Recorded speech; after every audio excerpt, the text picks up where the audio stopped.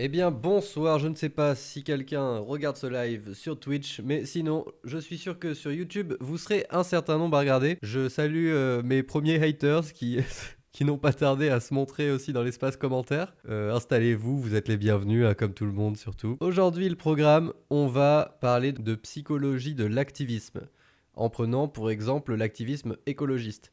J'ai eu la chance en master de faire un stage au cours duquel j'ai travaillé sur cette question de l'activisme écologiste. J'ai fait de la revue de littérature, j'ai mené une enquête, et l'idée aujourd'hui c'était de pouvoir transmettre un peu ce que j'avais appris à l'époque. Vous aurez en description un lien vers le rapport que j'avais fourni à l'époque, où il y a toutes mes sources dedans. Bon, déjà, pour parler de psychologie de l'activisme, il faut définir ce qu'on entend par activisme. En psychologie, on parle surtout d'action collective. L'action collective, ça va être un groupe de personnes qui se rassemblent pour mener une action afin de défendre leur statut social en société. Si vous voulez une définition plus précise, Schult en 2020, qui définit les actions collectives comme n'importe quelle action réalisée par des individus en tant que membres d'un groupe psychologique pour atteindre les objectifs du groupe dans un contexte politique. Donc l'action collective, c'est assez vaste, ça peut aller de rassemblements à des manifestations, à des actions, j'allais dire violentes, mais on verra que c'est pas forcément violent, mais en tout cas moins légal, comme la désobéissance civile, les blocages, le fait d'aller, comme certaines actions de Greenpeace, sur un navire en mer pour bloquer des projets pétroliers. Tout ça sont des actions collectives, c'est-à-dire que tout est issu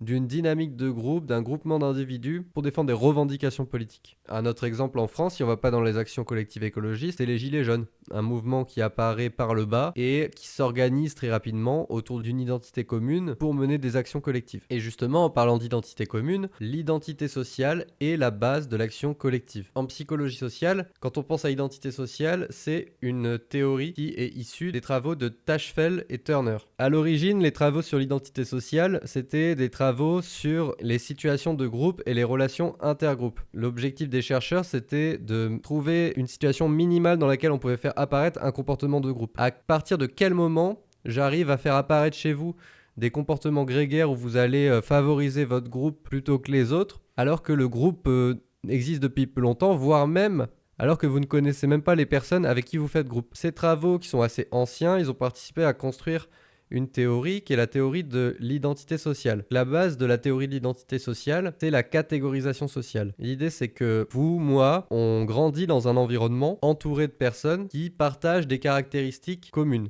ou des caractéristiques qui distinguent certaines personnes d'autres personnes. Sachant que ces distinctions, elles peuvent être aussi bien des choses comme la couleur de peau, le genre, mais aussi le métier ou encore des traits psychologiques. Par exemple, platiste, quand on dit les platistes, on arrive à se faire une idée des stéréotypes, des préjugés sur les gens qui feraient partie de ce groupe. Ça en fait du coup une catégorie sociale, une catégorie de personnes qui est perçue socialement. C'est pas encore suffisant pour en faire une identité sociale, car ensuite il faut s'y identifier à cette catégorie. Mais donc quand vous baignez dans un environnement de gens et que vous découpez cet environnement en catégories, eh ben vous allez vous retrouver plus ou moins dans certaines catégories que dans d'autres. Ça peut être encore une fois dû à votre métier, mais ça peut être aussi dû à vos valeurs. Et un truc qui est très frappant là-dessus, c'est les distinctions en termes d'orientation politique. Toi, t'es un gauchiste, toi, t'es un droitard, et de soi-même s'identifier comme avant tout appartenant à une famille d'opinions politiques, eh ben ça, c'est une forme d'identification. Donc, pour qu'il y ait identité sociale,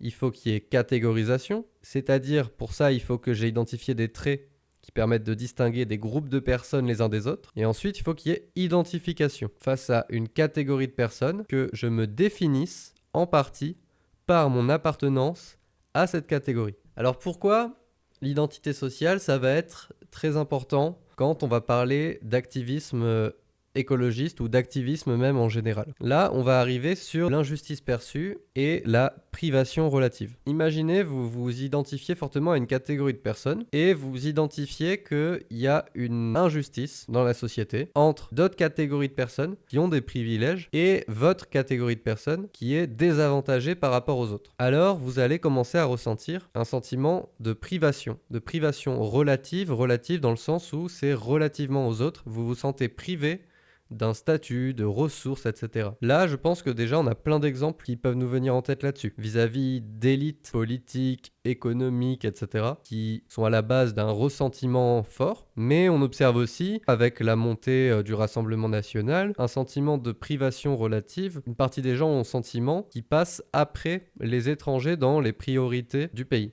qui peut amener chez eux un sentiment d'injustice qui va participer à motiver à l'action collective. Donc, je fais partie d'une catégorie à laquelle je m'identifie, qui est importante pour moi. Et j'observe une privation relative. Un autre groupe participe à baisser mon statut ou j'ai un moins bon statut qu'un autre groupe. Qualité de vie, influence sociale, argent. Un sentiment d'injustice se développe. Et alors, on va rentrer dans une phase qu'on va appeler une phase de politisation de l'identité. La phase de politisation de l'identité, c'est quand le groupe de personnes désavantagées, ou une partie de ce groupe, commence à s'identifier en tant que personne qui se mobilise pour essayer de faire changer les choses. Par exemple, les féministes. On a des femmes, elles perçoivent une privation relative, une question de statut par rapport aux hommes, ça leur fait ressentir de l'injustice. Et alors, un mouvement se crée, le féminisme.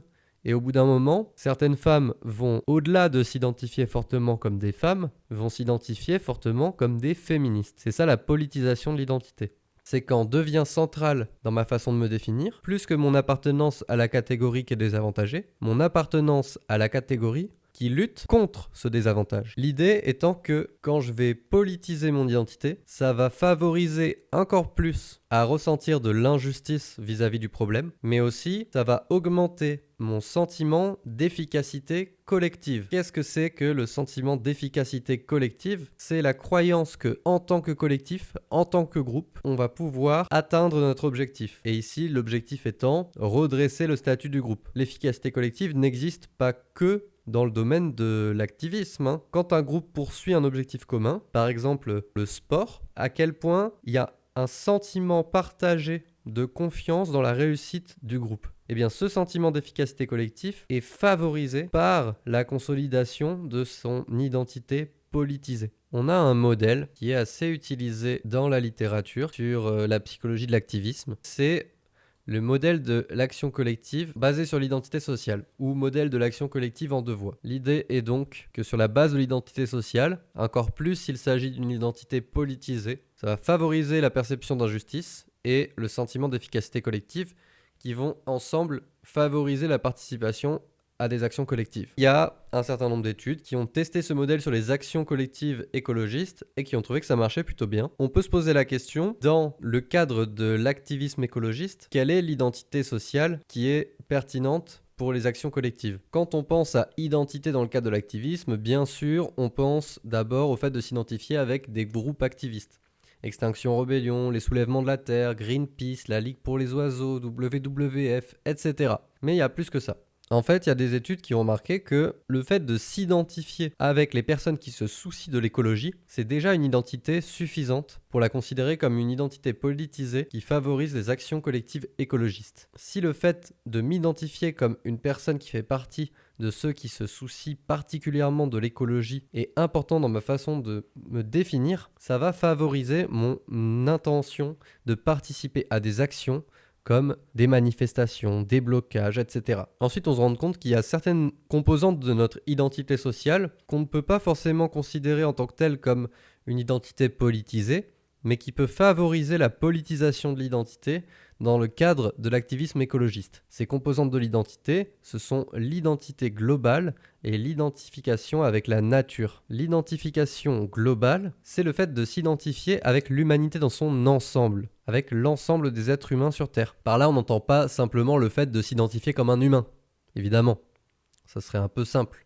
Non, on parle bien du fait que se sentir proche de l'ensemble de l'humanité soit quelque chose de central dans la façon dont on se définit. Et ensuite, il y a une deuxième forme d'identité, c'est l'identification à la nature. L'identification à la nature, c'est comparable à l'identification globale, sauf que ici, c'est avec l'ensemble des êtres vivants de la nature qu'on va s'identifier. C'est-à-dire qu'on va se voir comme faisant partie d'un tout, un tout qui est la nature, et que se voir comme un être vivant parmi d'autres est central dans son identité. On verra peut-être plus tard en regardant des extraits. Je sais pas sur YouTube si ça sera dans la même vidéo ou dans une autre vidéo fait à part où on réagit à ces extraits, mais on verra que dans les mouvements activistes écologistes, dès le début, c'est des choses qui ressortent vraiment comme centrale. C'était des personnes qui faisaient partie de communautés très proches de la nature, qui ont mené les premières organisations activistes écologistes. Ce que montrent les études, c'est que les personnes qui se sentent très proches de la nature et pour qui ce sentiment de proximité va devenir une composante de leur identité, ils vont avoir plus tendance à s'identifier derrière avec des mouvements activistes écologistes.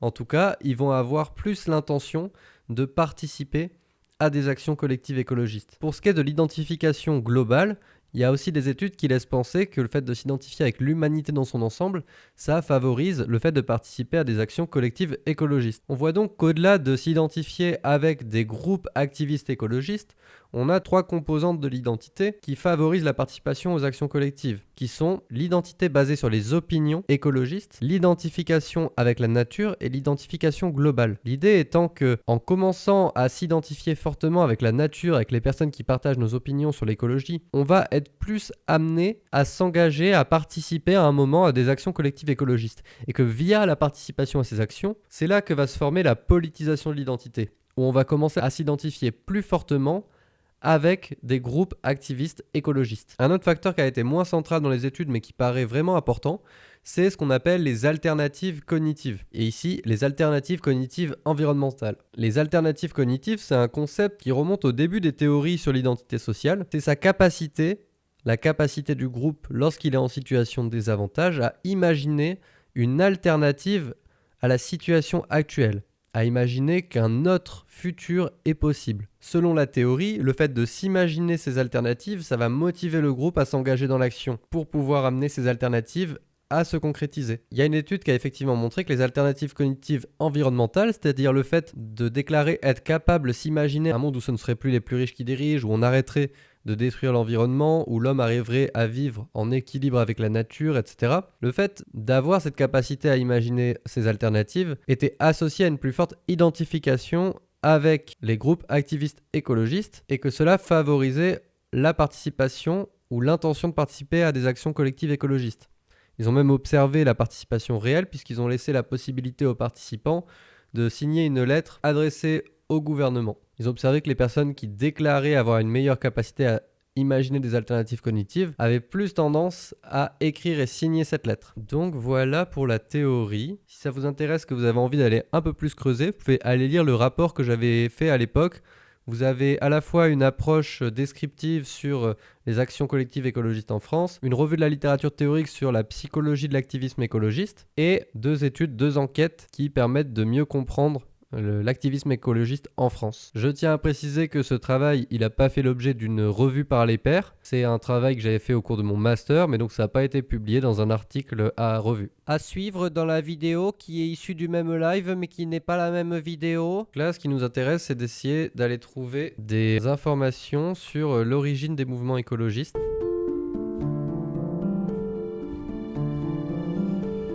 1972.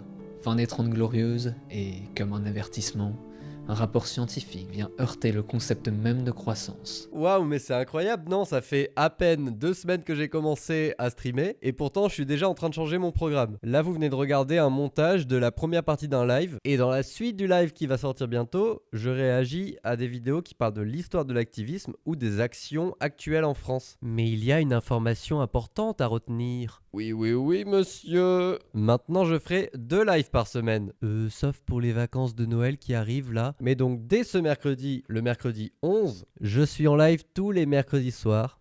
Sauf Noël parce que voilà, je suis en vacances et que j'ai... Les mercredis soirs, ce sera Bonne nuit les cassos, la série dans laquelle j'explore un sujet de société un peu tranquillou avec vous. C'est-à-dire ce qui permet de faire la vidéo que vous êtes en train de regarder maintenant. Mais maintenant, le samedi, c'est Brain Rush. Maintenant, le samedi, je stream de 13-14 heures jusqu'à 20 heures, voire après.